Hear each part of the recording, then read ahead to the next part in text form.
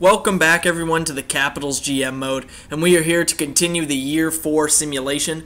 We're going to go with the trade deadline this episode, and of course, something I want to talk about as we go on is the Chicago Blackhawks winning the Stanley Cup last night. They defeat the Tampa Bay Lightning in 6 games, 2-0. I'll get into that in a second. I just want to start off with some line changes that were made. Because the penalty kill, as if you guys remember from last week, the penalty kill was pretty bad, and I haven't uploaded it in the past week. It's funny how I'm always saying that I want to start getting into a better routine, but it was because I do have exams this week, so I'm getting some free time right now for the next few days. I should be able to, finish the regular season here within the next 3 days or so. I'm really hoping that, so don't take my word for it, but that's what I'm thinking. So, yeah. Anyway, back into GM mode. Let's get right into this. Some line changes that were made. The penalty kill, as you guys know, was really shitty. Some changes need to be made. So we put Mike Green on the penalty kill down here on the second defensive pairing instead of Mark Stone. It's Michael Stone. Why do I always say Mark? I don't know why I always say Mark Stone. Anyway. So we put Mike Green on the penalty kill there. We brought up Andre Palat, put him on the penalty kill forward lines here instead of, who was it before? Burakovsky. We moved Eichel up to the first line power play and moved Sutter down to the second line center position. And that's really all I changed there to hopefully improve the penalty kill, because we were like 27th in the league when we looked at the end of the last episode. I don't know why Jones is starting. That's kind of weird. Anyway, some people were saying to change Burakovsky. I got a few comments there that maybe he needs to be traded just because he's not producing. But honestly, he's doing just fine right now. We'll look at the trade deadline. The comments did say at the trade deadline, so we'll see what happens by then. All right, so we'll just continue with what we got here because everything's going well. So what I want to talk about is the Chicago Blackhawks after I go GM Tracker. Let me get a drink here. We'll talk about the Blackhawks as well. I can't do anything anyway, never mind. Alright, so let's talk about the Blackhawks, shall we? The Stanley Cup champions of 2015. I called it. I said it would happen. Chicago Blackhawks would win the Stanley Cup in 6 or 7 games. There wasn't a 2-goal lead in the series until Kane scored. That was the real cruncher. Keith with the Conn Smythe, of course. Well-deserving, of course. Kane, Taves, and Keith now all have the Conn Smythe. 3 Stanley Cup rings. I do believe that the players that have 3 cup rings that have been there the whole time are... who is it? Let me see if I can name them all off. Kane, Taves, Seabrook, Keith, Bickle, Hossa, Sharp, and Chalmerson. I think that's all. I'm probably missing someone. Alright. So I'm probably missing someone there, but, that core group has won them games, won them Stanley Cups. They're here to stay for a while. You could just tell that the Chicago Blackhawks are not finished yet. I truly believe that for the next 5 years, Chicago Blackhawks will be a contending team. No matter what, they always seem to do it. Unlike the Pittsburgh Penguins, who, as you know, pretty much go through similar rehaul at the trade deadline and the offseason. They always are changing their team, and it never works out for them. But for the Chicago Blackhawks, it always works out. I don't know why. They're just a very special group of players. And I was talking about this today with one of my friends as to why the Pittsburgh Penguins were in a similar situation as the Blackhawks early on, and why Pittsburgh failed to do what Chicago has done today. And I want to kind of talk about that as well as the Tampa Bay Lightning and their future as well. But I truly believe, before I get into those two things, I truly believe that the Chicago Blackhawks for the next 5 years will be a contending team. I truly think that it's going to be them in LA in the West for a few more years. No one is going to really emerge except for maybe the Anaheim Ducks. And the St. Louis Blues have potential, but I mean, it's not looking good for them recently. So, yeah, I guess that's what I want to talk about with the Blackhawks. They're definitely going to win for a few more years. They're really good. It doesn't matter. They will always be good. So I wanted to mention the things that I had to say about the the Pittsburgh Penguins and how they had a similar system, because Pittsburgh made the final in 08 and they lost. Then they won in 09 after Dan Bylsma stepped in and took over. They made the playoffs and they won the Stanley Cup. And it was supposed to be the dynasty team from there. They were supposed to have the dynasty. Chicago was coming into their own as well at this time. But Pittsburgh failed to deliver. And I truly believe that the reason for this is not necessarily poor player quality. I truly believe that it is based on coaching. Because Dan Bylsma had pretty much no experience except for, those regular season games going into the playoffs. And they won the Stanley Cup. It was just some miracle, in a sense, that they did it. And he kind of had nothing. He had no experience going forward. So after that, it just was a clusterfuck with coaching, and Pittsburgh is now where they are today. While the Chicago Blackhawks, they had their young group. Joel Quenneville had been coaching in the NHL since like the 90s, the mid-90s. He was assistant coach. So, their young group of players were exposed to experience right away, while Dan Bylsma was kind of, introducing himself to experience just as much as the team was. And I truly believe that is the reason why the Pittsburgh Penguins are where they are today, and the Chicago Blackhawks are where they are. And maybe it is also because of some poor management in there throughout, right? But I truly believe that the main reason is the coaching, all right? Just the way it's gone through, and some management. But I'm leaning more towards the coaching and experience there. Because think about it, both teams are built around two players, Kane and Taves, Crosby, Malkin. I truly feel that coaching is the biggest reason. So I want to hear your opinions about that, Penguins fans as well as myself, because I am Penguins fan, of course. Let me know what you guys are thinking about the, how these similarities between the Blackhawks and Penguins in 2008, 2009, and now how it is in 2015, and how you guys can see where I'm getting at, right? Like how some little mistakes can really fuck you up for the rest of the way. It's pretty amazing. It's pretty incredible. So I want to know some opinions about that, because I truly, personally believe that is the reason why. Some manager problems and coaching. But we'll get into Tampa Bay Lightning after we review the All-Star game here. So we got Ovechkin, Stamkos, and Kessel in that first line. I'm just trying to look for our boys here. Was that Wenberg? That was Wenberg. Yeah, he was never that good on the Columbus GM mode, was he? Never really was. So Stamkos, or not Stamkos, why did I say Stamkos? Ovechkin appears to be the only player of ours on the All-Star team. Huh. Alright. We can sim the All-Star game too. Let's just see what happens. Alright, so 4-2 win for the Eastern Conference.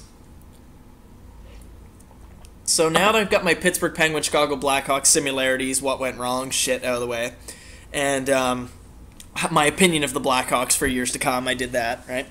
I want to talk about the Tampa Bay Lightning. And Seabrook said it best, Brent Seabrook. He said that the Tampa Bay Lightning will be what we are today for the next 5, 6, 7 years, right? So he believes that they are the next Chicago Blackhawks, the Tampa Bay Lightning. And I couldn't agree more in a sense. They look good, they just didn't have the experience. That's why they didn't win. And plus they were full of injuries. I heard Ben Bishop had a torn groin. That was his problem. He was playing through that. That's pretty difficult to do. I heard that Tyler Johnson was completely fucked. His wrist was destroyed or something like that. So and it didn't help that Stamkos wasn't scoring either, though he did have a good Game 6 last night. But, yeah, so Tampa Bay, they will build off this. It wouldn't surprise me if they were in the finals next year or the year after. It really wouldn't surprise me if they won in a couple years, within the next 3. Because, again, they are in that prime situation where they have a young team and they're building correctly. They're building like the Blackhawks. There's another comparison with the Penguins, who aren't doing it right, who didn't do it right. Because Pittsburgh's where they are now, Tampa Bay is going to evolve into what Chicago is and try to avoid where Pittsburgh is, in a sense that they have these star players and then everything just crumbles around them, right? So that's what I truly believe.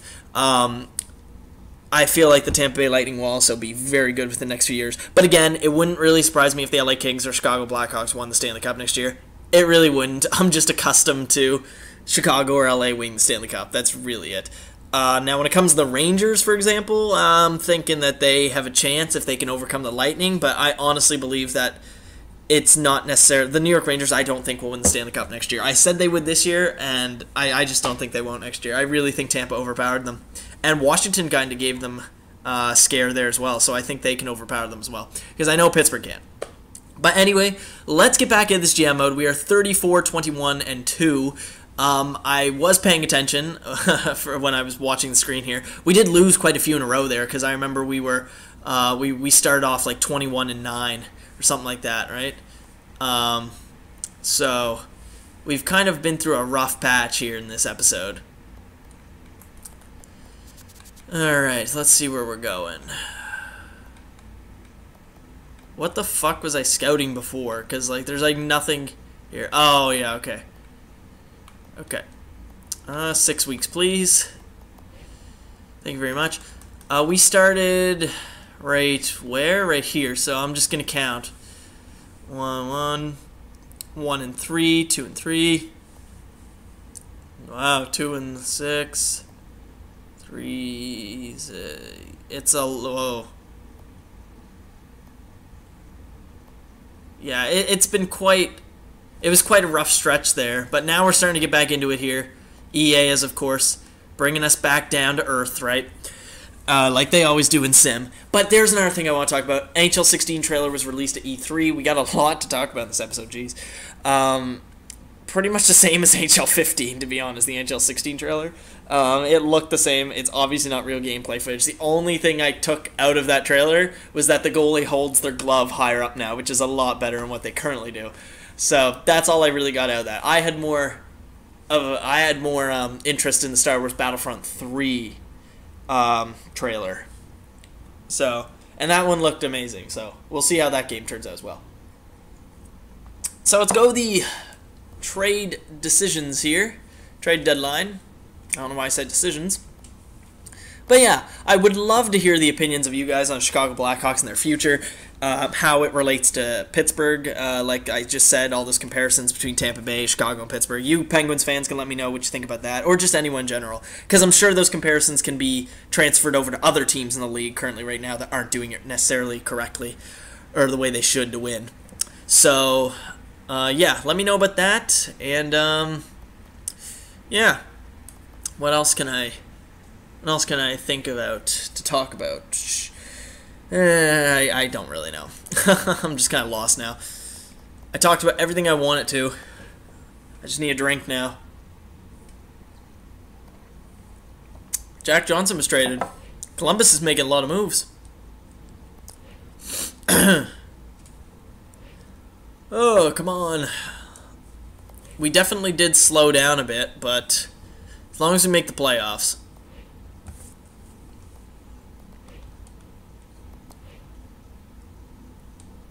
Oh, shit. You guys were saying at the trade deadline I should possibly make a move, but, I mean, it's too late now. I just did it. I just completely disregarded that.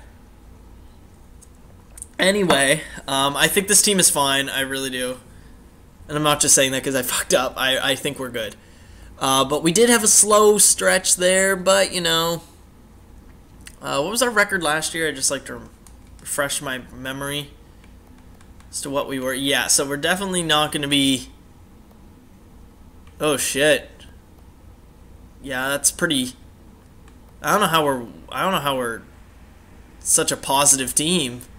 Such a over 500 team with goals against average and goals for like that.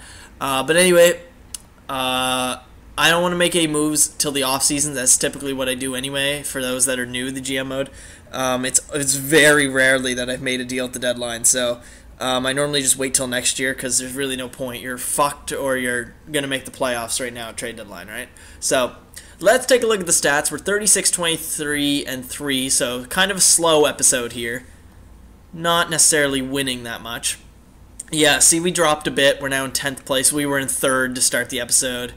But, I mean, we're not far off from top 5, only 6 points. We're looking like we're going to be alright here, alright? I did trade away our first-round picks, remember, for Jack Eichel, so we definitely got to make the playoffs, and we definitely got to do well. You guys know that, right? So, goals for in the league. We are 3rd, which is really good. We're almost number 1. Tied for 2nd, technically. But this is something where we have been struggling on for the last few years. So it's a really, really, really good thing that we're scoring goals, because we struggled on that for a few years. But we are in 22nd in goals against. 3.06 goals against average. That's pretty horrible. That's near some of the worst teams in the league. That's pretty bad. I don't think I've ever had a goals against up at 3, even on a horrible team. So it's funny because we're scoring goals, but we're letting them in. So it's just all over the place now. Jeez. It's completely fucked now. But anyway, let's move on. Power play, 19.5%. That's 11th in the league. Pretty good. Alright. Water's done. Penalty kill, 27th in the league, 78.2%. It got a little better, but you can't fix what's broken through most of the season. You guys have seen that before, where our penalty kill sucked and I just can't fix it. So that's probably the reason why we're losing. We don't have first-round picks this year, so you better fucking hope we are able to make the playoffs at least. But we got Eichel, so that was a good pick. A lot of you guys were saying that was a great trade, by the way. Thank you for saying that. That was probably one of my better trades for the GM mode. Not just this one, but NHL 15. That was a good one. Alright. So, points leaders. Let's see. We got Ovechkin here. Looking pretty good. Similar stats to last year. It's probably what he's going to end up with. Eichel's looking pretty good. All the boys are looking pretty good here. Varana's having a hell of a rookie season. I give him the Calder. We got a lot of minus players. I don't like that. Maybe we... Nah, I don't want to... maybe. Should we move Varana up to the first line and move Burakovsky down to the second? I had some comments saying Burakovsky was second liner, but do you think that we should keep him there because he's doing so well? Or should we move him up and give him the chance with Ovechkin and Backstrom, right? And let Eichel kind of handle Burakovsky. What do you guys think about that? Quite interested. So yeah, what do we got here? We got a lot of minus players. Holy shit. Top defensemen are minus players too. It's pretty bad. Third line seems to be doing fine. Plus players. Alright. Now, holy fuck. Jesus Christ. A fucking 3.98 goals against average, 865 save percentage. Wow. Oh my god. That's fucking horrid. That's so bad. He shouldn't even play any more games, really. I think we're just gonna stick with Holtby the rest of the way. His numbers aren't much better though. Every year he gets worse. Stats. Yeah, he's only got 1 year left anyway on that deal. I remember that from last year's re-sign stage. So we're definitely going to go with Jones the whole way. I think you guys are going to be in agreement with that. But, oh yeah, let's check out the AHL stats while I wrap this up here. So, thank you guys for watching this episode. Let me know your opinions on everything I talked about in this video. Tampa Bay Lightning comparison to Chicago and Pittsburgh. You know, what went wrong, the differences between Chicago and Pittsburgh, and if that applies to any other teams, right? Chicago Blackhawks as a dynasty for the future, or well, they are a dynasty, but I mean, how they will continue to be good for the future. What you guys think I should do about the line? Should I move Varana up to the first line?